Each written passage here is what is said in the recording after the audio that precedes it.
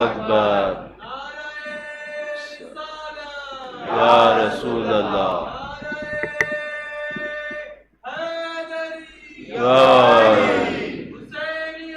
زندہ باد مرد آباد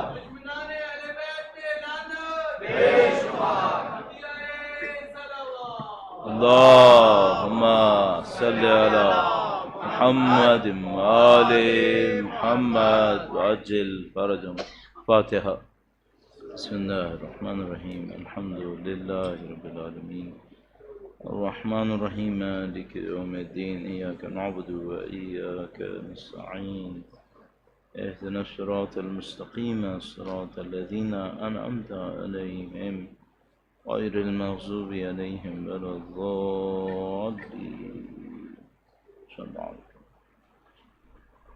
اہل بیت اطہار علیہ السلام کی عظمت پر درود بھیجے گا۔ محمد و آل محمد، اللہم صلی علی محمد و آل محمد وعجل فرجهم۔ اعوذ باللہ من الشیطان الرجیم، بسم اللہ الرحمن الرحیم، الحمد للہ رب العالمین،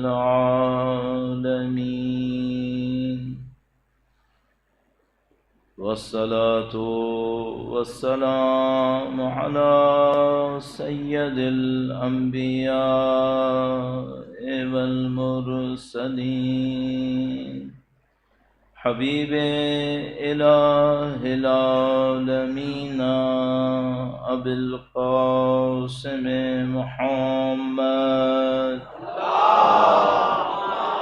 صلی علی محمد آل محمد وعجل فرجهم، وعلى آلہ الطیبین الطاہرین، سیما بقیت اللہ فی الارضین۔ قال اللہ تعالی فی کتابہ الکریم، بسم اللہ الرحمن الرحیم، ام حسبت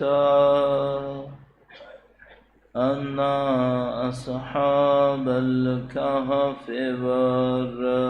والرقیم كانوا من آیاتنا عجبا۔ درود بھیجے گا۔ محمد و آل محمد، صلی علی محمد آل محمد وعجل فرجهم۔ خدا متعال کا انتہائی شکر ہے، خدا متعال کا انتہائی احسان ہے، بے پناہ نعمتوں پر جو خدا متعال نے نصیب فرمائی ہیں، ان نعمتوں پر بھی جن کو ہم سمجھ پاتے ہیں، ان نعمتوں پر بھی جن کو ہم نہیں سمجھ پاتے، اور خدا پھر بھی بے حساب دیے چلا جا رہا ہے۔ ان نعمتوں پہ بھی خدا کا شکر ہے جو خدا ہر انسان کو دیتا ہے، چاہے شکر کرے چاہے شکر نہ کرے، اور ان نعمتوں پہ بھی خدا متعال کے شکر گزار ہیں جو اس نے خاص کر مومنین کو نصیب فرمائی۔ ان نعمتوں میں سے عظیم الشان نعمت اس فرش اعزا پہ بیٹھنے کی سعادت ہے، سید الشہداء کی محبت ہے، اور سید الشہداء کے غم کو اپنے دلوں کے اندر احساس کرنا۔ کچھ چیزیں دنیا میں ظاہر ہیں، کچھ چیزیں دنیا میں ظاہر نہیں ہیں۔ اگر کوئی شخص کسی کے غم کو اپنے دل میں احساس کرتا ہے تو اس کے ساتھ ایک معنوی تعلق بن جاتا ہے۔ انشاءاللہ یہی جو آپ اور ہم زیارات کر رہے ہیں، یہی جو ہم اور آپ سید الشہداء کے غم میں فرش اعزا پہ بیٹھتے ہیں، خدا اس کے ذریعے سے اس دنیا میں ہمارا تعلق امام حسین سے برقرار کرے گا انشاءاللہ۔ خدا سے دعا کرتے ہیں، خدایا اس عزاداری کو اپنی بارگاہ میں قبول فرما۔ دنیا میں جہاں کہیں بھی سید الشہداء کے عزادار موجود ہیں، ان کی توفیقات میں اضافہ فرما، پروردگار ان آنسوؤں کے صدقے میں ہمیں سید الشہداء کی شفاعت نصیب فرما، ان کے وارث کی نصرت کی سعادت نصیب فرما، اسراء شہادت نصیب فرما۔ تمام دعاؤں کی قبولیت کے لیے درود بھیجیں محمد و آل محمد، صلی علی محمد آل محمد وعجل فرجہ۔ خدا تعالیٰ نے قرآن کریم میں بہت سارے واقعات مختلف حقیقتوں کو ایک اور انداز میں سمجھانے کی خاطر بیان کیے۔ قرآن کریم میں کوئی واقعہ اس وجہ سے نہیں آیا ہے کہ یہ تاریخ میں ایسے ہوا ہے۔ واقعات اپنی تاریخی حیثیت رکھتے ہیں۔ مثلا اگر میں آپ سے کہوں کہ مثلا برطانیہ سے جو استعمار کرنے والے اٹھ کر آئے بر صغیر، وہ کن سالوں میں آئے، تو اس کے ایک تاریخی جگہ ہے کہ مثلا اس سال میں یہ شپ آئی، اس سال میں یہ ان کا آرمی کا لشکر آیا، یا انہوں نے یہ کیا وہ کیا، ایک تاریخی حیثیت ہوتی ہے۔ خدا تعالیٰ قرآن کریم میں اگر کوئی تاریخ کا واقعہ بیان فرماتا ہے تو وہ اس کی تاریخی حیثیت کی وجہ سے بیان نہیں کرتا، بلکہ اس وجہ سے کہ اس کے اندر ہدایت کا کوئی نقطہ ہوتا ہے۔ خدا ہدایت کے نقطے کی وجہ سے بیان کر رہا ہوتا ہے۔ پھر ایک اور دفعہ ایسا ہوتا ہے کہ خدا تعالیٰ تاریخ کا واقعہ بیان فرماتا ہے، اس کے اندر ہدایت کا ایک نقطہ ہوتا ہے، لیکن اس کے پیچھے ایک تمثیل ہوتی ہے، اور وہ تمثیل در حقیقت کہہ سکتے ہیں کہ اصل مقصد ہوتی ہے۔ نہ وہ تاریخ کا واقعہ، نہ وہ اس کے اندر موعظہ، بلکہ وہ تمثیل اہم ہے۔ ایک مثال آپ کی خدمت میں عرض کرتا ہوں تاکہ ایک اندازہ ہو جائے کہ ہم کس طرح سے قرآن کریم کے بیانات کو دیکھنے کی کوشش کریں۔ درود بھیجے گا محمد و آل محمد، صلی علی محمد و آل محمد وعجل فرجہ۔ سب سے زیادہ جس قوم کے واقعات قرآن کریم میں بیان ہوئے وہ بنی اسرائیل ہے، اس کے واقعات سب سے زیادہ بیان ہوئے۔ ان واقعات میں سے ایک واقعہ یہ بیان ہوا ہے کہ قوم بنی اسرائیل نے اللہ سے یہ فریاد کروائی کہ اے خدایا ہم تیرے دشمنوں سے لڑنا چاہتے ہیں۔ نبی نے کہا کہ تم اس سے پہلے کہ یہ دعویٰ کرو خدا کے سامنے، اس بات کو اچھی طرح سمجھ لو کہ جہاد کرنا آسان نہیں ہے۔ انہوں نے کہا کہ ہمارا گھر بار ویسے ہی ختم ہو گیا ہے، ہم اللہ کی راہ میں جہاد کرنا چاہتے ہیں۔ پہلے وارننگ ہو چکی تھی کہ ان باتوں کا خیال کرو کہ جہاد آسان نہیں ہے۔ اللہ کی طرف سے ایک حاکم مقرر ہوا، لشکر کا سردار مقرر کیا گیا، اس پہ اعتراض شروع ہو گیا کہ بھئی یہ کیوں یہ سردار، اب کنونس کیا کہ کیوں یہ سردار ہے، بہر اس سرداری کو قبول کر لیا۔ جب دشمن سے لڑنے کے لیے آگے بڑھے تو ایک جگہ کے اوپر اس سردار نے قوم سے یہ کہا کہ دیکھو ایک نہر آئے گی بیچ میں، جتنے بھی پیاسے ہو نہر سے پانی نہیں پینا، نہر سے پانی نہیں پینا، سوائے یہ کہ ایک آدھ چلو ایک آدھ گھونٹ کسی نے پینا ہو تو وہ پی لے، زیادہ نہیں پینا، بس اتنا کہ تمہاری پیاس بجھ جائے، زندہ رہو۔ ایسے مثلا قرآن کریم فرماتا ہے کہ ایک چلو کے سوا مت پینا۔ لیکن جب لشکر وہاں پہنچا تو انہوں نے بھر بھر کے پانی پی لیا۔ جب بھر بھر کے پانی پیا تو اس کے بعد جب چلنے لگے اور ان سے کہا کہ اب دشمن سے لڑو، تو انہوں نے کہا کہ ہم میں تو آج طاقت ہی نہیں ہے، ہم تو نہیں لڑ سکتے دشمن سے۔ تو اب جن لوگوں نے پانی نہیں پیا تھا یا بہت کم پیا تھا، انہوں نے اللہ کے منصوب حاکم سے کہا کہ یہ نہیں لڑ رہے، کوئی بات نہیں، ہم لڑیں گے۔ اب ان کی تعداد بہت کم تھی، دشمن کی تعداد بہت زیادہ تھی، لیکن انہوں نے کہا کہ اے منصوب من اللہ کی طرف سے جو تم معین ہوئے حاکم، ہمیں یہ پتہ ہے کہ اللہ اگر نصرت بھیجے تو کم من فئۃ قلیلۃ غلبت فئۃ کثیرۃ باذن اللہ، اللہ کے اذن سے چھوٹے چھوٹے گروہ بڑے بڑے گروہوں کو ہرا دیتے ہیں۔ تو ہم اللہ پہ اعتماد کر کے کریں گے، اور اس کے بعد انہوں نے ان کو ہرا دیا۔ اچھا، اب یہ واقعہ تاریخ کا ایک واقعہ ہے۔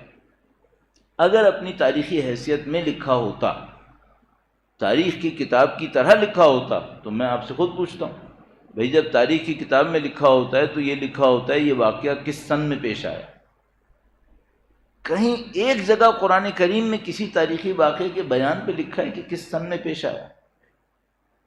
نہیں۔ تاریخ کا اگر کوئی واقعہ ہوتا ہے تو اس میں یہ بتاتے ہیں کہ بھئی وہ جو جگہ تھی اس کی جغرافیائی جگہ کون سی تھی۔ بہت سارے واقعات آپ نے قرآن کریم کے سنے، بچپن سے سن رہے ہیں، اگر میں آپ سے پوچھ لوں اس کی جغرافیائی لوکیشن کیا تھی، نہیں پتا ہوگا۔ حضرت ابراہیم علیہ السلام کو آگ میں ڈالا گیا، آج کی دنیا کے نقشے میں کس پوائنٹ پر یہ واقعہ ہوا تھا، نہیں معلوم۔ بہت ساری ایسی چیزیں جو ہمیں نہیں معلوم، قرآن کریم نے بیان بھی نہیں کی۔ اس کا مطلب ہے معاملہ تاریخ کا نہیں ہے۔ اگر معاملہ تاریخ کا ہوتا تو اس کے ساتھ کوئی ڈیٹ لگی ہوئی ہوتی، کوئی لوکیشن لگی ہوئی ہوتی، یہ سب تو نہیں ہے۔ تو اب اس واقعے میں کیا ہمارے لیے نصیحت ہے؟ تو مثلا ایک نصیحت ہمیں سمجھ میں آتی ہے، وہ یہ کہ بھئی نصیحت یہ ہے کہ اگر تم نے اللہ کی طرف سے منسوب کسی حاکم کو قبول کیا ہے تو چاہے وہ کوئی ایسا حکم دے جو بظاہر تمہیں سمجھ میں نہیں آئے، تم اسے قبول کرو۔ تمہیں نہیں سمجھ میں آ رہا کہ ہم پیاسے ہیں اور نہر گزر رہی ہے تو پانی کیوں نہ پئیں، وہ کہہ رہا ہے کہ نہیں پیو، تو اگر وہ منصوص من اللہ ہے، اللہ نے اس کو معین کیا ہے، تم اس کا حکم کیوں ٹال رہے ہو؟ جو وہ کہہ رہا ہے کرو، تمہاری طبیعت کے خلاف ہے تو کم سے کم اس پہ تو اعتماد کرو کہ جس خدا نے تمہاری طبیعت بنائی ہے اسی خدا نے اس کو نمائندہ بنایا ہے، اس کے حکم پہ اعتماد کرو۔ پھر اگر نہیں اعتماد کرو گے تو کیا ہوگا؟ نہیں اعتماد کرو گے تو کل پھر دشمن سے لڑنے کے مقابلے میں تم ضعیف ہو جاؤ گے۔ اس کا مطلب کیا ہے؟ اس کا مطلب یہ اگر خدا کے منصوب حاکم سے آپ نے اطاعت کا رشتہ نہیں جوڑا تو پھر دشمنوں کے سامنے ذلت اٹھانی پڑے گی، دشمن سر پہ آئے گا۔ پھر اس دوران ایک اور درس بھی سمجھ میں آتا ہے، وہ یہ کہ جو اللہ کی اطاعت میں آگے بڑھ رہے ہیں اگر قلیل بھی رہ جائیں تو اپنے قلیل ہونے سے گھبرائیں نہیں، کیونکہ کم من فئۃ قلیلۃ غلبت فئۃ کثیرۃ باذن اللہ، وہ اپنے قلیل ہونے سے مت گھبرائیں، خدا ان کو فتح دے سکتا ہے، نصرت دے سکتا ہے۔ بس یہ ایک تاریخی واقعہ ہے، لیکن قرآن کریم نے اس کو تاریخ کے کانٹیکس میں نہیں لکھا ہے۔ اس میں ایک نصیحت ہے، وہ نصیحت بیان ہو گئی۔ کیا اس میں کوئی تمثیل بھی ہے؟ ہاں، اس میں ایک تمثیل بھی ہے، اس تمثیل کو بھی ہم دیکھ لینا چاہیے ہمیں، اور یہ ایک طریقہ بن جائے گا کہ اس طرح سے ہمیں قرآن کریم کو دیکھنا ہوگا، ایک انداز بن جائے گا۔ درود بھیجے گا محمد و آل محمد پر، صلی علی محمد و آل محمد وعجل فرجہم۔ دنیا جس میں ہم زندگی گزار رہے ہیں، ہم سب کو پتہ ہے کہ اس دنیا سے وابستہ بہت ساری دنیایں جو آگے آئیں گی۔ پہلے آپ کی خدمت میں عرض ہوا دنیا مزرعۃ الآخرہ، یہ مزرعہ آخرہ، اس کا مطلب ہے یہاں کا ایک ایک عمل آگے آنے والی کئی دنیاؤں کو متاثر کر رہا ہے۔ اس طرح یہاں بہت ساری چیزیں ہیں جو کسی اور دنیا کے واقعات کا سمبولزم ہے، علامت کے طور پر ہے۔ سید الشہداء کی ایک شہادت ہے، اگلی دنیاؤں میں اس کا اثر ہوگا یا نہیں ہوگا؟ بہت ہوگا۔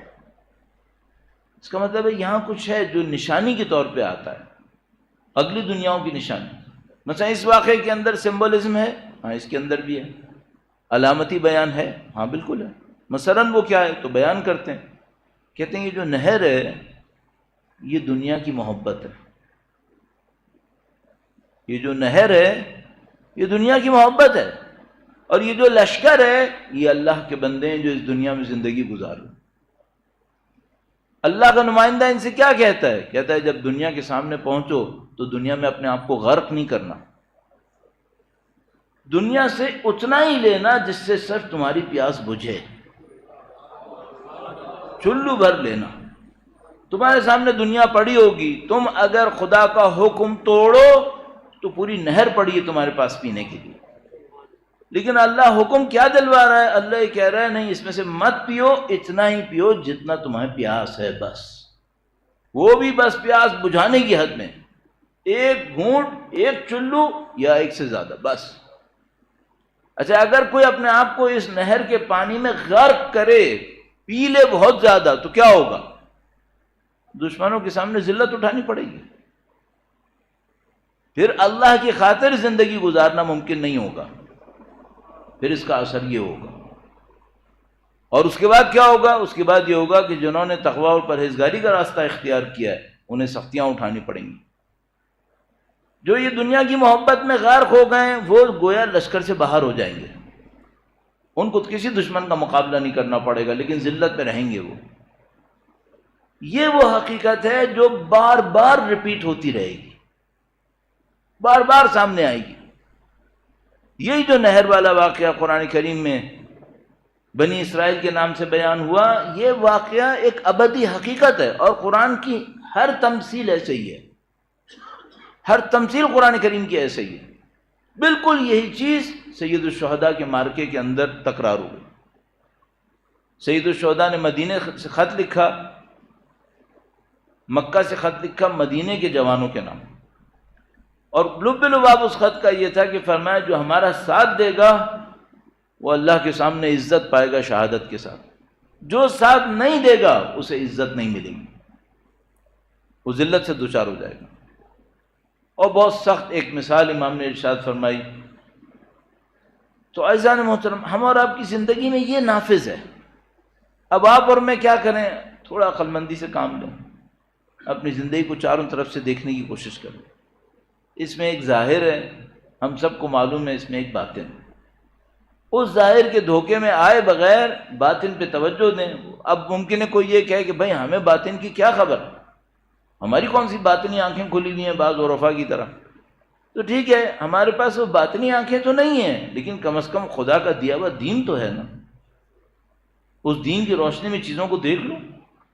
اور نہیں بھی اگر دکھائی دے رہی ہمیں باطنی آنکھوں سے، تو کم از کم خدا کے دین کی پیروی کریں، خدا کے دین کی پیروی کریں، تاکہ وہ جس سے خدا ہمیں بچانا چاہتا ہے ہم بچ جائیں، اور جہاں خدا ہمیں لے جانا چاہتا ہے ہم اس طرف چلے جائیں، اور اللہ کی حجت کی ہدایت، ان کی پیروی ہماری آنکھوں کے سامنے ہے۔ درود بھیجے گا محمد و آل محمد، صلی علی محمد و آل محمد وعجل فرج۔ اس معاملے میں قرآن کریم کے بیانات اسی طرح چڑھتے رہیں گے، تمثیلی بیانات، کبھی واضح بیانات، کبھی تمثیلی بیانات۔ تو نہیں معلوم، مثال کے طور پہ یہ جو خدا نے متعال ارشاد فرماتا ہے کہ آتش جہنم ہے، آتش جہنم ہے، کیا دنیا میں بھی کوئی آتش ہے؟ کیا دنیا میں بھی کوئی آگ ہے، یا صرف آخرت میں ہے؟ تو بیان کرتے ہیں کہ جو کچھ وہاں ہے یہاں ہی کی کوئی حقیقت ہے جو وہاں جاتی ہے۔ تو وہ ایک واقعہ ہے جو مختلف لوگوں سے منسوب کیا جاتا ہے، کبھی کوئی سعدی سے منسوب کرے گا، کوئی کسی سے منسوب کرے گا، کوئی کس سے منسوب کرتا ہے۔ تو مثلا اس واقعے کے اندر بولیے کہاوت ہے، واقعہ نہیں کہیں، کہاوت کہہ لیجئے، تو کہتے ہیں کہ وہ بچہ تھا کوئی بڑا اللہ کی طرف توجہ دینے والا، تو اس زمانے میں گھروں میں چولہے جلتے تھے، آپ کو یاد، کہاں یاد ہوگا، لیکن بہرحال قدیم زمانے میں گیس وغیرہ تو نہیں ہوتی تھی، سلنڈرز وغیرہ بھی نہیں ہوتے تھے، گھروں میں لکڑیاں آتی تھیں، ان سے چولہے جلتے تھے۔ تو صبح کو ایک جو مشکل ہوتی تھی وہ یہ کہ اگر رات کو کوئی انگارہ نہیں رہا تو پھر صبح کو آگ لگانے کے لیے، جلانے کے لیے کچھ چاہیے، کبھی ماچس نہ ہو، کبھی کچھ ہو، تو محلے سے لے کے آگ آنی پڑتی تھی تاکہ وہ پھر چولہا جل سکے۔ تو ماں نے بچے سے کہا کہ جاؤ آگ لے کر آؤ کہیں سے۔ اس نے کہا میں کہاں سے لے کر آؤں؟ تعلل کیا شاید جانے میں۔ تو ماں نے ایسے ہی ایسے پریشان ہو کر غصے میں آ کر کہتی ہیں جاؤ جہنم سے لے کر آؤ۔ تو اس بچے نے کہا کہ جہنم میں آگ وہاں کی نہیں ہے، لوگ بھی یہیں سے لے کے جاتے ہیں، جہنم میں آگ نہیں ہے، لوگ یہاں سے لے کے جاتے ہیں۔ کیا مطلب؟ یہ آگ جو جہنم کی آگ ہے یہ وہ اعمال ہے جو انہوں نے یہاں بھڑکائے ہیں، آگ یہاں پر ہے۔ جہنم کی آگ حساب کا اثر ہے جو وہاں پہ دکھائی دے گا، یہاں پہ دکھائی نہیں دے رہا۔ تو مثلا کوئی ہم سے کہہ سکتا ہے کہ مولانا یہاں کی آگ ہمیں نظر کیوں نہیں آ رہی؟ نہیں دیکھا جو لوگ حسد کی آگ میں جلتے رہتے ہیں؟ نہیں دیکھا جو لوگ مثال کے طور پر دولت کی، شہرت کی، طاقت کی رقابت میں ایک دوسرے سے جلتے رہتے ہیں؟ یہ دنیا کی آگ ہے، یہاں سے گزریں گے پھر ان کو آخرت کی آگ نظر آئے گی۔ اسی طرح بے سکونی کی آگ ہے، بے سکونی خود ایک بہت بڑی آگ ہے۔ آج کی دنیا کی جو بیماریاں ہیں ان میں جو ٹاپ پہ بیماری ہے دنیا کے اندر وہ ہارٹ ڈیزیز نہیں ہے۔ دنیا کی کوئی بیماری اتنی نافذ نہیں ہے جتنی بیماری بے سکونی کی بیماری ہے۔ لوگوں کے دلوں سے سکون اٹھ گیا. اور اگر آپ تھوڑا سا ہماری بات میں مثلا تردد کریں کہ پتہ نہیں صحیح ہے یا نہیں ہے، تو آپ لوگوں سے پوچھنا شروع کر دیں کتنے فیصد لوگ ملیں گے جن کی زندگیوں میں سکون ہے. تو انسان اپنے آپ سے پوچھ سکتا ہے کہ بھائی پہلے والے لوگ جو ہم سے پہلے تھے وہ مادی اعتبار سے ہم سے پیچھے تھے، ٹیکنالوجی کے اعتبار سے ہم سے پیچھے تھے. زندگی کے اندر جو ریسورسز ہم استعمال کر رہے ہیں ان کو وہ خواب میں بھی نہیں سوچ سکتے تھے. باہر 46 ڈگری ہو، آپ اپنے گھر کے اندر 23 کر سکتے ہیں، کوئی مسئلہ ہی نہیں. باہر برف پڑ رہی ہو، آپ اپنے کمرے کو روم ٹیمپریچر پہ لے آئیے، کوئی مسئلہ ہی نہیں. یہاں سے وہاں جانا ہو، جس میں پہلے کوئی 8 مہینے لگاتا تھا، آپ 2 گھنٹے میں 4 گھنٹے میں پہنچ جائیں گے. تو وہ لوگ ہم سے بہت پیچھے تھے ٹیکنالوجی کے اعتبار سے، اکوپمنٹس کے اعتبار سے، ریسورسز کے اعتبار سے، لیکن کہ ہم سے زیادہ پرسکون نہیں تھے. ساری اسٹیٹسٹکس بتاتے ہیں ہم سے زیادہ پرسکون تھے. کیوں پرسکون تھے؟ ہماری طبیعتوں پہ کیا اثر پڑا ہے؟ اب یہاں پہ ایک بہت بڑا قانون ہے، خدائی قانون، اور میں یہیں سے اپنے موضوع سے متصل کرتا ہوں. یہ جو فتنہ و فساد مچا ہوتا ہے معاشرے کے اندر، یہ صرف سیاسی فتنہ فساد نہیں ہوتا. ابھی آج کل آپ کو پتہ ہے ایک دینی سیاسی فتنہ فساد مچا ہوا ہے، بڑی مشکل بنی ہوئی ہے. یہاں پہ یہ ہو رہا ہے، وہاں پہ وہ ہو رہا ہے، پتہ نہیں کیا کچھ ہو رہا ہے. اس طرح کے پیور سیاسی فتنے مچتے ہیں، اقتصادی فتنے ہوتے ہیں. لیکن یہ فتنہ و فساد صرف اتنا نہیں ہے کہ ایک سیاسی مسئلہ بن گیا، ایک معاشی اقتصادی مسئلہ بن گیا. نہیں، اس سے بڑے فتنہ و فساد بھی موجود ہیں، اس سے بڑے. ہاں، اس سے بڑے. وہ کیا؟ خاندانوں کے اندر یہ فتنہ و فساد نہیں ہے کیا؟ جو طلاق کا ریشو بڑھ رہا ہے، یہ فتنہ نہیں ہے کیا؟ یہ بچے کہاں جائیں گے؟ یہ جو زندگیاں جوانیوں میں برباد ہو رہی ہیں، فتنے نہیں ہیں؟ یہ سب فتنہ و فساد کا حصہ ہے. اس فتنہ و فساد میں اہل بیت اطہار علیہ السلام کا طریقہ کار کیا تھا؟ انسانوں کو کہاں لے کے جاتے تھے؟ تو ہم نے اس کے اوپر کئی عرائض آپ کی خدمت میں عرض کیا. آج اس سلسلے میں یہاں تیسرا دن ہے. ایک پوائنٹ کو آپ کی خدمت میں آج عرض کریں گے. درود بھیجے گا محمد و آل محمد. صلی علی محمد و آل محمد عجل فرج. ایک مثال سے آپ کی خدمت میں عرض کروں گا. بہت دفعہ ایسا ہوتا ہے کہ آپ کسی بیماری کے بارے میں سوچتے ہیں کہ بھئی یہ بیماری مجھے یا فلاں کو لاحق ہو گئی ہے. کئی مہینے گزر جاتے ہیں، اس کا علاج ہو رہا ہے، اس کا علاج ہو رہا ہے. پھر کافی عرصے کے بعد مثلاً کوئی ڈاکٹر ملتا ہے، وہ کہتا ہے بھائی یہ آپ نے جتنا علاج کرایا اس بیماری کا، یہ بیماری اصل میں تھی ہی نہیں. اصل بیماری کچھ اور تھی. ہمارے کسی دوست نے بتایا کہ اس کے والد کو دل کا عارضہ تھا. پتہ نہیں کتنے ڈاکٹرز کے پاس جاتے رہے، آتے رہے، یہ کرو وہ کرو، کوئی یہ ریکمینڈ، کوئی یہ پرسکرپشن، یہ ساری باتیں. پھر کہیں کئی سالوں کے بعد ایک کوئی ڈاکٹر ملا، اس نے کوئی ایکسرسائزز وغیرہ کروائیں، یہ رپورٹ وہ رپورٹ. آخر میں اس نے اعلان کیا، کہنے لگا بھائی دل پرفیکٹ ہے، صرف آپ کا یہاں پہ کوئی رگوں کا معاملہ ہے جس کی وجہ سے آپ کو یہ ہو رہا ہے. معاملہ ہی کچھ اور ہے، ایسا دل کا معاملہ تھا ہی نہیں. ہوتا ہے یا نہیں ہوتا ہے؟ ہوتا ہے، بہت ہوتا ہے. معاشرے میں بھی ایسے ہی ہوتا ہے کیا؟ ہاں، معاشرے میں بھی ایسے ہی ہوتا ہے. کیا مطلب؟ ایک معاشرے کو یہ بتایا جاتا ہے کہ یہ جو مشکل آئی ہوئی ہے نا، یہ ختم ہو جائے گی اگر ہمارا GDP بڑھ جائے، اگر ہماری ایکسپورٹ بڑھ جائے، اگر ہماری امپورٹ کم ہو جائے. اب وہ قوم اس کے پیچھے پڑ جاتی ہے، ہمیں GDP بڑھانی ہے، ہمیں ایکسپورٹ بڑھانی ہے، ہمیں امپورٹ کم کرنی ہے، ہمیں یہ کرنا ہے، ہمیں وہ کرنا ہے. اچھا، وہ ساری زندگی اس کے اوپر محنت، مشقت، جد و جہد اور آسٹیرٹی میجرز اور یہ اور وہ کرنے کے بعد جب وہ سب کچھ حاصل کر لیتے ہیں، تب ان کے سامنے ایک اور مشکل آتی ہے. وہی کہ سب کچھ تو ہو گیا لیکن سکون کیوں نہیں آ رہا؟ پھر اطمینان کیوں نہیں آ رہا؟ زندگی میں وہ لطف کیوں نہیں ہے؟ تو 10 مصیبتیں اور کھڑی کر لیں گے، پھر ان کو کہیں گے نہیں نہیں یہ تو ابھی ایک اور مرحلہ، ابھی ایک اور چیز چاہیے. وہ یہ کہانی کبھی ختم نہیں ہوتی، قومیں چلتی رہتی ہیں. اچھا، یہ کیوں اس طرح چل رہے ہیں؟ کیونکہ جو اصلی ان کی نفس پہ ہاتھ رکھ کے ان کو بتائے کہ یہ کمی ہے، وہ یہ ماننا نہیں چاہ رہے. اور ہم لوگ بھی اسی دوڑ میں بیٹھ گئے.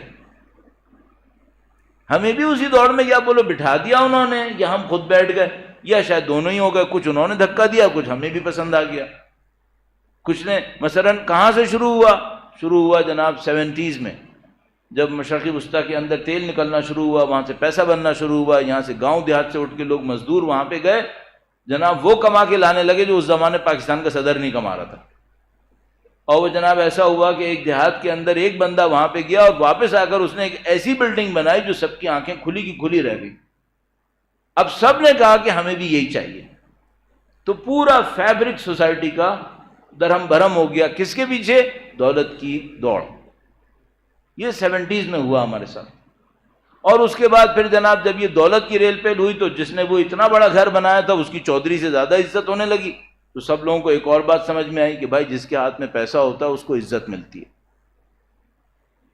اب سارا نظام درہم برہم ہو گیا. اب ہم یہاں پہنچ گئے کہ اگر پیسہ ہوگا تو عزت ہوگی، پیسہ نہیں ہوا ختم ہو گیا معاملہ. اب اس کے بعد کیا ہوا تھا؟ کون بیوقوف ہے جس کو عزت نہیں چاہیے؟ سب کو عزت چاہیے. تو جب پیسے پہ ہی عزت ملنی ہے تو صحیح سے آئے پیسہ یا غلط سے آئے، دونوں پہ عزت مل رہی ہے ظاہری طور. کوئی پوچھ رہا ہے یہاں پہ؟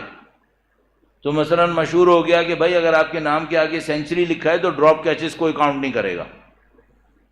جتنا کرنا ہے کرتے رہو. اگر مشہور ہو گئے، اور اس کے بھی طریقہ کار ہیں. 1 کروڑ لوٹ کے لاؤ، 1 لاکھ نمائش کے طور پہ لوگوں میں صدقہ دے دو،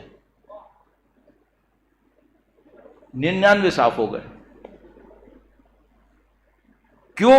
لوگ دھوکے میں آتے ہیں، ظاہر کو دیکھتے ہیں، ان کو یہ پوچھنے کی ضرورت ہی نہیں پڑ رہی. اور اگر پتہ بھی چل جائے تو منہ موڑ لیں گے، کہیں گے کچھ تو اچھا کر رہا ہے نا، معاملہ ختم. اب یہ خدا کا نظام ہے جو وہ پوچھے گا اس سے کہ بھائی یہ جو تو نے 1 لاکھ مجھے دینے کی کوشش کی تھی وہ بھی کسی کا چوری کر کے، یہ قبول ہے کیا؟ یہ لوگ کہاں پوچھیں گے؟ لوگ نہیں پوچھیں گے اس کو. اس کو کیا کہتے ہیں؟ اس کو کہتے ہیں پورا نظام دھوکے میں آ گیا. اس کو کہتے ہیں فتنہ. یہ فتنہ و فساد صرف سیاسی نہیں ہوتے، فتنہ و فساد صرف مذہبی فرقہ وارانہ نہیں ہوتے. یہ سب سے بڑا فتنہ و فساد یہاں پہ ہوتا ہے. کیوں؟ جب یہ فتنہ پھیلتا ہے نا تو پھر دین کے اندر فتنے اس کرپشن کے نام پہ شروع ہوتے ہیں. دینی رہنما کا ایک کام ہوتا ہے. دینی رہنما کا کام کیا ہوتا ہے؟ اللہ کے نبی نے ارشاد فرمایا، بہت عجیب حدیث ہے. درود بھیجے گا محمد و آل محمد.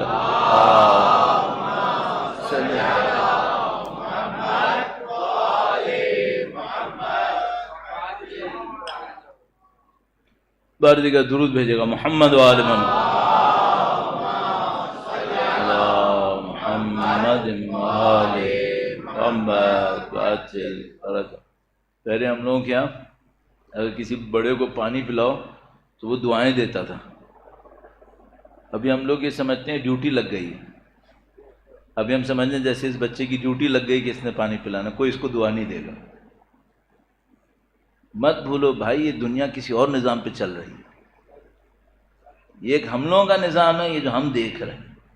ایک خدا کا نظام ہے جو اس کو خدا اپنے نظام کو تبدیل نہیں کرتا، وہ کبھی تبدیل نہیں کرے گا. تو یہ جو معاشرہ ہے وہ بھی ایسا ہی ہے. اس میں ایک سیاسی فتنہ ہے، اس میں ایک معاشی فتنہ ہے، اس میں ایک دینی فتنہ ہے. ان سب کی بنیاد کہاں پر؟ ان سب کی بنیاد یہ عزت و ذلت کے اوپر. اور یہ جو کارنامہ کرتے ہیں اہل بیت اطہار علیہ السلام، ان کے ماننے والے اور اللہ کے نمائندے، وہ نفس پہ ہاتھ رکھتے ہیں معاشرے کی. وہ دیکھتے ہیں کہ یہ جو سامنے نظر آ رہا ہے فتنہ، اس کی گہرائی کہاں پر ہے. تو گہرائی کہاں پر ہے؟ گہرائی یہ ہے کہ خدا نے انسانوں کو ایک فطرت پہ خلق کیا ہے. میں اس کی بات کروں کہ بے سکون اور سکون کا معاملہ کیوں؟ خدا متعال نے انسان کو ایک فطرت پہ خلق کیا ہے. اس فطرت کے تقاضے آپ پورا نہیں کریں گے، کچھ بھی اور کر لیں گے، آپ کو سکون نصیب نہیں ہونے والا، وہ نصیب نہیں ہوگا. تو فطرت کے تقاضے ہیں کیا؟ انسان کی فطرت میں کیا ہے؟ اچھا، وہ جب بے سکونی آتی ہے نا پھر بہت سارے فساد خود بخود آ جاتے ہیں. اور آپ معاشرے کے اندر دیکھ سکتے ہیں جو افراتفری مچی ہوئی ہے، کوئی اس کے پیچھے بھاگ رہا ہے، کوئی ادھر بھاگ رہا ہے، اور نفسا نفسی کا ایک عالم ہے. لوگوں کو پتہ ہے کہ یہ دین کے نام پہ دھوکہ دے رہا ہے، لیکن خاموش قبول کر لیا ان تمام باتوں کو. کیوں ایسا ہو رہا ہے؟ اندر ایک خلا ہے، اندر ایک ویکیوم ہے. جب تک وہ ویکیوم فل نہیں ہوگا یہ زندگی آسان نہیں ہونے والی. وہ ویکیوم کیسے فل ہوتا ہے؟ اہل بیت نے ہمیں اس کے لیے کیا سکھایا ہے؟ مثال عرض کرتا ہوں آپ کی خدمت میں، درود بھیجے گا محمد و آل محمد پر، صلی علی محمد آل محمد وعجل فرجہ۔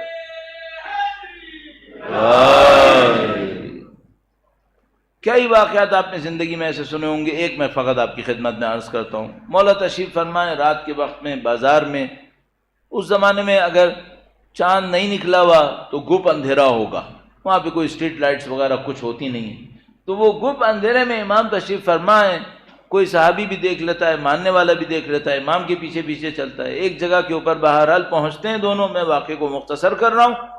امام اس سے کہتے ہیں کہ دیکھو یہ جو چوراہے کے اوپر، شہر کے چوراہے ہوتے تھے، میدان ہوتے تھے اناؤنسمنٹس وغیرہ کے لیے، تو وہاں پہ لوگ جو غریب غربا ہوتے تھے، جن کے پاس گھر بار نہیں ہوتا تھا، وہ وہاں پہ جا کے سو جایا کرتے تھے، کیونکہ وہ ذرا سیکیور جگہ ہوتی تھی۔ کہا یہ جتنے لوگ یہاں پہ سو رہے ہیں ان سب کے ساتھ ساتھ روٹیاں رکھتے چلے جاؤ۔ کہا ٹھیک ہے، سارے جتنے بھی لوگ تھے ان سب کے لیے روٹیاں تھیں، وہ سب روٹیاں رکھ دی گئیں۔ جب یہ ہو گیا تو اس شخص نے امام سے پوچھا کہ مولا یہ جو آپ نے ان سب کو دیا، یہ آپ کے ماننے والے ہیں کیا؟ یہ آپ کے ماننے والے ہیں؟ امام نے فرمایا کہ اگر یہ ہمارے ماننے والے ہوتے تو ہم ان کو اپنے دسترخوان پہ بلاتے۔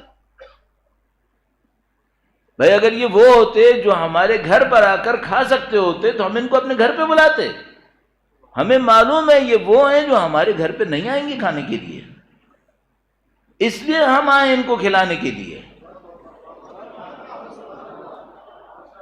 کیا پوائنٹ ہے یہاں پر؟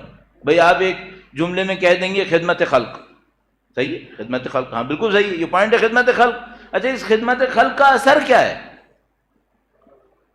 کوئی آدمی ممکن ہے کہ بھائی اس کا ایک پولیٹیکل اثر ہے کہ بھئی اگر ہم اپنے فرقے کے نام پر لوگوں کو کھلائیں گے، ان کی مدد کریں گے تو ہمارے لیے ایک سافٹ کارنر کریٹ ہو جائے گا۔ ہاں یہ بات صحیح ہے، اور کاش ہم یہ کر لیتے۔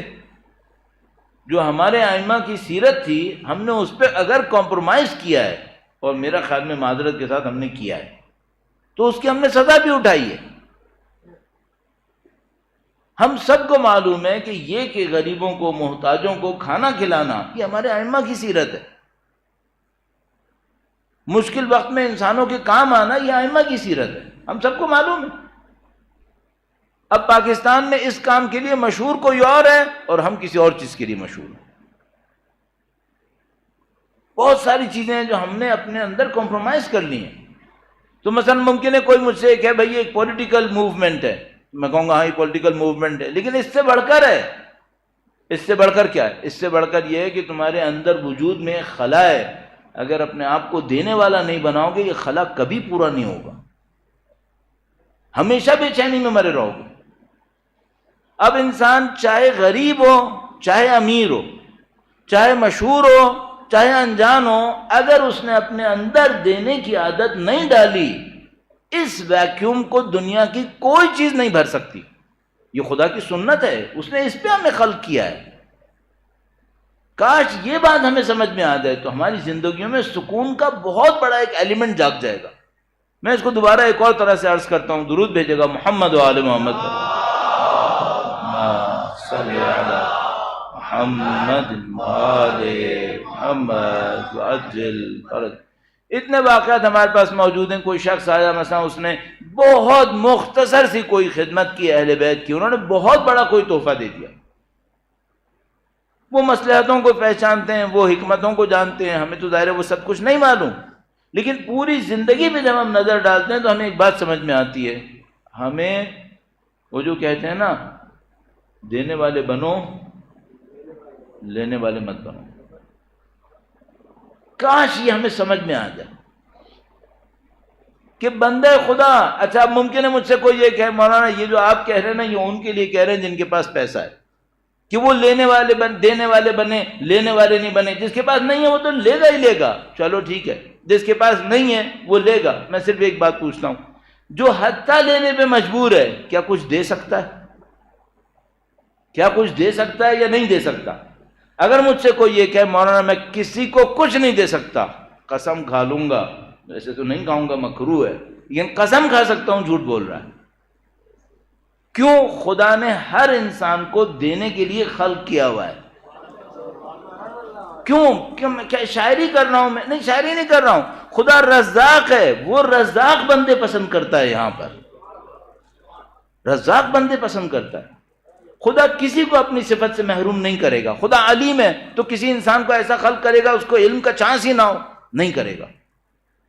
خدا رزاق ہے تو کیا وہ دینے والا خلق کرے گا یا نہ دینے والے خلق کرے گا؟ وہ دینے والے خلق کرے گا. تو ممکن ہے مجھ سے کوئی کہے بھائی میں خود غریب ہوں، اتنا غریب ہوں، میرے پاس کھانے کو کچھ نہیں ہے، تو میں کہوں گا بھائی تمہارے منہ میں زبان ہے دعا دینے کے لیے؟ دل میں ہمدردی دینے کے لیے جذبہ ہے؟ وہی دو کم از کم. کچھ دینا سیکھو نا. اور جیسے ہی انسان اپنے اندر یہ عادت بنا لے کہ بھائی میں نے انسانوں کو کچھ نہیں کرنا ہے، دعا دینی صدق دل سے، ہمدردی کی بنیاد پر. ایک دفعہ فارمیلٹی پورا کرنے کے لیے میں صبح کو کھڑا ہوتا ہوں، اللہم اغفر فنا فنا فنا فنا نام لینا شروع کرتے ہوتا ہوں، یہ فارمیلٹی ہو گئی. صدق دل سے میں کسی کو مشکل میں دیکھوں اور صدق دل سے کہوں خدایا اس کی مشکل کو حل کر دیں. بہت ساری چیزوں میں معذرت کے ساتھ عرض کر رہا ہوں، بہت ساری چیزوں میں ہماری قومیں شوبازیاں کرتی ہیں، امیروں کی نقل اتارتے ہیں. ہوتے پیسے والے نہیں ہیں لیکن امیروں کی نقل اتارتے ہیں، چونکہ اس سے ان کے دلوں کو اطمینان ملتا ہے کہ ہم نے ویسی نقل اتار لی. بندگان خدا، اگر نقل ہی اتارنی ہے تو ان امیروں کے بجائے اولیاء کی نقل اتار لو، اللہ کے اچھے بندوں کی نقل اتارو. اگر نقل ہی اتارنی ہے، کیوں تم ان امیروں کی نقلیں اتار اتار کے اپنے آپ کو ذلیل کرتے رہو گے؟ اولیاء کی نقلیں اتارو گے، خدا اولیاء کے نزدیک کر دے گا، ان کے نزدیک کرے گا. ان کی عادت کیا تھی؟ ان کی عادت تھی دینے کی. انسانوں کو دے کے خوش ہوتے تھے. تم بھی دینے والے بنو. اب ممکن ہے مجھے کوئی کہے مولانا میں کسی کو دیتا ہوں مجھے خوشی نہیں آتی، تھوڑا سا صبر کر لو. تمہاری طبیعت کے اوپر ممکن ہے اتنا غبار پڑ گیا ہو، کچھ دن اس غبار کو ہٹانے میں بھی لگے گا. تو دینے کی عادت ڈالو اپنے اندر. جیسے ہی میں اور آپ اس کام کو کریں گے پھر آپ دیکھیں گے کہ کچھ ایسا سکون نصیب ہونا شروع ہوگا جو ہمیں اس سے پہلے نصیب نہیں ہوئے ہیں. یہ خدا کا نظام بنا ہوا ہے. اب ایک پوائنٹ سے اور عرض کروں گا، وقت اختتام پر ہے. درود بھیجے گا محمد و آل محمد. محمد آل محمد وعجل فرجہ.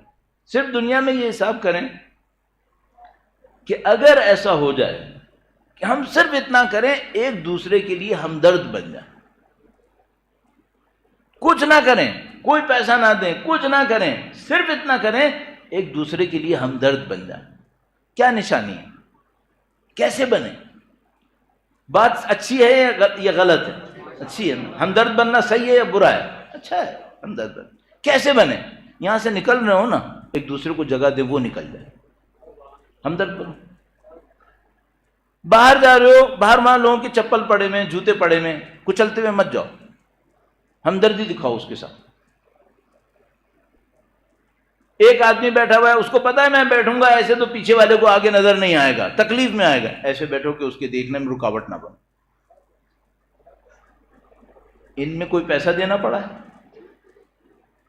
ان ہمدردیوں میں کیا دینا پڑا؟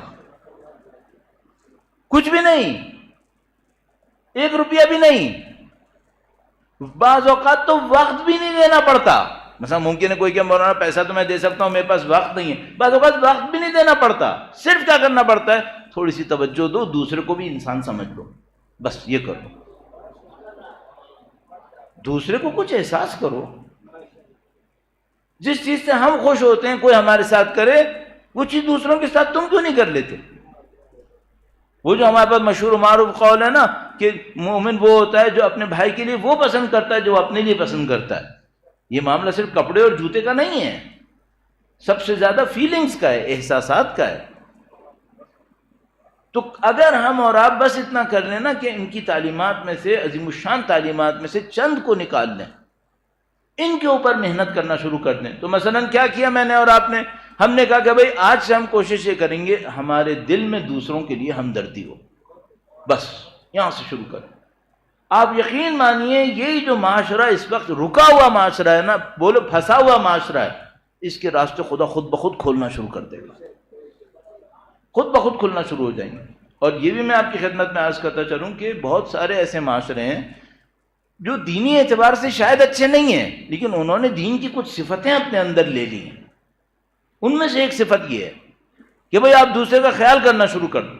جیسے ہی آپ ایک دوسرے کا خیال کرنا شروع کرتے ہیں پھر بہت ساری آسانیاں خود بخود آتی ہیں۔ اچھا اس میں رکاوٹ کیا ہے؟ میں اختتام تک لے جانے کی خاطر اس کو بھی عرض کروں، اس میں رکاوٹ ہم خود ہیں، ہمارا نفس۔ کیوں؟ ہم اپنے آپ کو اتنا بڑا پہاڑ سمجھ رہے ہیں کہ جس کے سامنے ہمیں کوئی انسان نظر ہی نہیں آ رہا۔ کاش ہم اس بات کو سمجھ لیتے کہ بھائی میں بھی خدا کا بندہ ہوں، یہ جو میرے برابر بیٹھا ہے یہ بھی خدا کا بندہ ہے، اور اس بندگی میں مجھ میں اور اس میں کوئی فرق نہیں ہے۔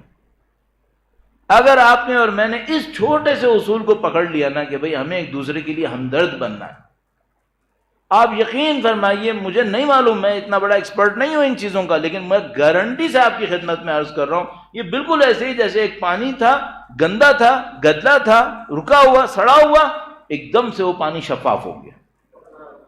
یہ معاشرہ ایسے پھر اپنا اثر دکھانا شروع کر دیتا ہے۔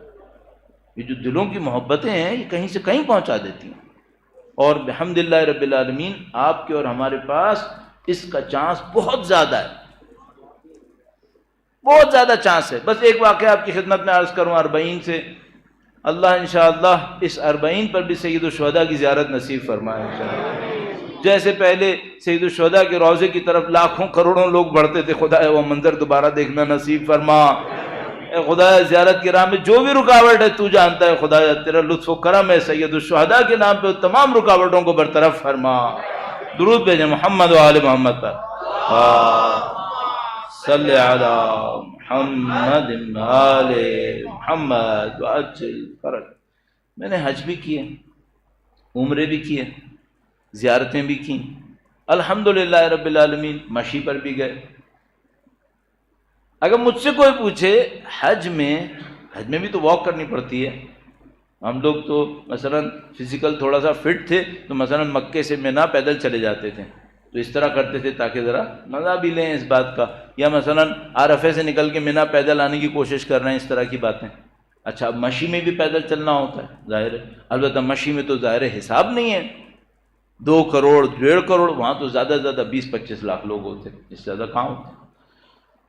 دونوں میں ایک فرق ہے، دونوں میں ایک فرق ہے۔ میں نے ایسے احساس کیا، شاید میرے احساس میں غلطی ہو لیکن میں نے ایسے احساس کیا، مجھے لگا کہ جب ہم حج کر رہے ہوتے ہیں تو ایک نفسا نفسی دیکھتے ہیں، مجھے یہ لگا ایک عجیب سی نفسا نفسی دیکھتے ہیں۔ جب مشی کر رہے ہوتے ہیں سید الشہداء کی، اللہ شاہد ہے ممبر پہ بیٹھا ہوں، یوں لگتا ہے جیسے سب سید الشہداء کے ٹرانس میں چل رہے ہیں، سب سید الشہداء کے ٹرانس میں چل رہے ہیں۔ اللہم صلی علی محمد وآل محمد وعجل فرج۔ کوئی یہ نہ کہے کہ مثلا میں حج کی فضیلت کا مثلا گھٹا رہا ہوں، نہیں، اس کے مقابلہ اس لحاظ سے مقصود نہیں ہے، شاید نیتوں کا فرق ہے۔ مجھے یہ لگا کہ جب وہ لوگ مشی کر رہے ہوتے ہیں تو میں ایک بات دیکھ رہا تھا کہ کوئی آلموسٹ، یعنی اگر 3 دن لگتے ہیں، 2.5 دن لگتے ہیں، 2 دن لگتے ہیں، بعض لوگ تیز جاتے ہیں، اس تمام مدت میں آپ کو یہ احساس کبھی نہیں ہوگا کہ یہ جو برابر میرے چل رہا ہے یہ کچھ اور ہے، یہ مختلف ہے۔ آپ کو لگے گا نہیں، سب ایک ہی طرف چل رہے ہیں، ایک ہی طرف جا رہے ہیں، ایک ہی ہدف، ایک ہی مقصد۔ اور عجیب بات یہ ہے کہ مثلا وہاں پہ ہم نفسا نفسی کے دیکھتے تھے تو کیا مطلب کسی کو چوٹ لگ گئی، کسی نے مار دیا، دھکا دے دیا، یہ ہو گیا وہ ہو گیا۔ جب مشی میں آتے تھے دیکھتے نہیں، یہاں معاملہ کچھ اور ہے، یہاں معاملہ کچھ اور ہے۔ وہاں جاتے تھے تو مثلا دیکھتے تھے کہ مثلا وہ 1 ریال کا پانی وہ 2 میں بیچ رہا ہے، 3 میں بیچ رہا ہے، ماؤ بارد کہہ رہا ہے، بارد کچھ نہیں، گرم پانی بیچ رہا ہے۔ یہاں تو الٹا بیچارہ کھڑا اپنی جیب سے لگا کے دے رہا ہے اور ریکویسٹ بھی کر رہا ہے کہ بھائی یہ لے لو۔ تو ہم ایک بات سمجھ میں آتی تھی، ان سب پر سید الشہداء کا سایہ ہے، سب پہ سید الشہداء کا سایہ۔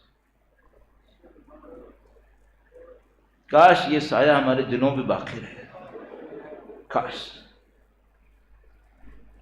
یہ جو ہمارے ساتھ آسانی ہے نا وہ یہ ہے آسانی۔ یہ جو آپ کے اور میرے دلوں پہ ایک دم سے ایک لہر آتی ہے نا، یہ لہر، ابھی مصائب شروع کیے ہیں کیا؟ نہیں، مصائب تو شروع نہیں ہوئے، تو یہ لہر کس بات کی آئے گی؟ میں نے زبان بدلی ہے؟ نہیں، وہی اردو بول رہا ہوں۔ تو یہ کیا ہوا پھر اچانک؟ یہ امام حسین کا اثر ہے، ایک عجیب اثر ہے، اور یہ انسانوں کو بدل دینے والا اثر ہے۔ یہ جو میں ہمیشہ آپ سے شروع میں عرض کرتا ہوں نا کہ یہ کہ خدا آپ کو یہاں تک لایا ہے، شکر کریں شکر کریں، نہیں معلوم فرش اعضا کیا ہے یہ۔ ابھی جب ہم لوگ پابندیوں کی وجہ سے زوم وغیرہ کے اوپر اس کے اوپر مجلسیں پڑھ رہے تھے نا، تو جو چیز میں بار بار اندر سے مس کر رہا تھا وہ یہ کہ فرش اعضا نظر نہیں آ رہا۔ یہ چاہیے ہمیں، یہ ہمیں چاہیے۔ کیوں؟ ایک بات سمجھ میں آتی ہے، قومیں عزا نہیں مناتی ہیں، عزا قوم بناتی ہے، عزا قوم بناتی ہے، عزا قوم بنا رہی ہے۔ سب کیا بن رہے ہیں؟ یہ جو عزا بڑھ رہی ہے اس نے کس طرف جانا ہے؟ یہ جو 40 کا اجتماع کروڑوں کی طرف جا رہا ہے، مسلسل کہاں جائے گا؟ یہ کوئی تو جگہ ہوگی جہاں خدا لے جانا چاہتا ہوگا، کوئی تو جگہ ہوگی جو منزل ہوگی جہاں پہ خدا یہ پہنچانا چاہ رہا ہوگا۔ یہ جو 1400 سال سے یہ رسم چل رہی ہے، لوگ جمع ہو رہے ہیں، امام کو یاد کرتے ہیں، روتے ہیں، خدا کہاں لے جانا چاہتا ہے عیسیٰ؟ تو عزیزان محترم، خدا کا شکر ادا کریں، سید الشہداء کی محبت دلوں کے اندر آ گئی۔ اس محبت کی نشانی کیا ہے؟ بہت سادہ نشانی ہے۔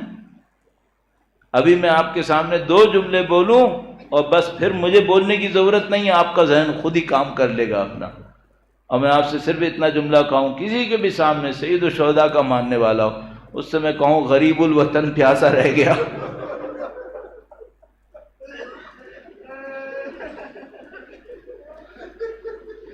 بچپنے سے جو چیزیں میں دیکھ رہا ہوں، اب تک دیکھ رہا ہوں، وہ یہ کہ یہ امام حسین کی محبت ایسے خمیر کے اندر گھس گئی ہے، اب بہت کچھ نہیں کہنا پڑتا، بس اتنا ہی بولو کہ کوئی سقا گیا ہے پانی لانے کے لیے،